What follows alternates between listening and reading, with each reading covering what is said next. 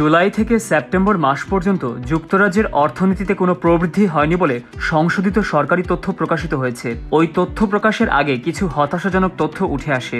ওই তথ্যে দেখা যায় যে মুদ্রাস্ফীতি ৮ মাসের মধ্যে সবচেয়ে দ্রুতগতিতে বেড়েছে এবং অক্টোবর মাসে অর্থনীতি অপ্রত্যাশিতভাবে সংকুচিত হয়েছে। যুক্তরাজ্যের শীর্ষ ব্যবসায়ী সংগঠন সিবিআই এর সর্বশেষ সমীক্ষা থেকে জানা যায় অর্থনীতি সবচেয়ে খারাপ অবস্থার দিকে যাচ্ছে।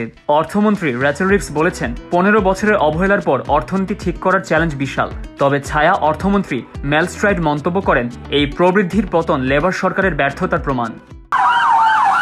ক্রিমিনাল কিংবা পুলিশ কেস নিয়ে জীবন বিপর্যস্ত, ব্রিট সলিসিটরস রয়েছে আপনার পাশে। লেবার সরকার প্রতিশ্রুতি দিয়েছে যে তারা বিশ্বের ধনী দেশগুলোর জি7 গ্রুপের মধ্যে সর্বোচ্চ অর্থনৈতিক প্রবৃদ্ধি নিশ্চিত করবে। তবে ব্যবসায়ীরা সতর্ক করেছেন যে অক্টোবরের বাজেটে ঘোষিত কর্মদাতার জাতীয় বীমা বৃদ্ধির মতো পদক্ষেপ এবং সর্বনিম্ন মজুরি বৃদ্ধির ফলে চাকরি ছাঁটাই ও পণ্যের দাম বৃদ্ধির আশঙ্কা রয়েছে। সিবিআই এর সমীক্ষা অনুযায়ী ২০২৫ সালের প্রথম ৩ মাসে বেসরকারি খাতে উল্লেখযোগ্যভাবে কার্যক্রম কমবে বলে আশা করা হচ্ছে। ব্রিটিশ রিটেল কনসোর্টিয়ামের আলাদা এক জরিপে জানানো হয়, আগামী জানুয়ারিতে ভোক্তাদের খরচ কমে যাওয়ার সম্ভাবনা রয়েছে। News desk, Brit TV.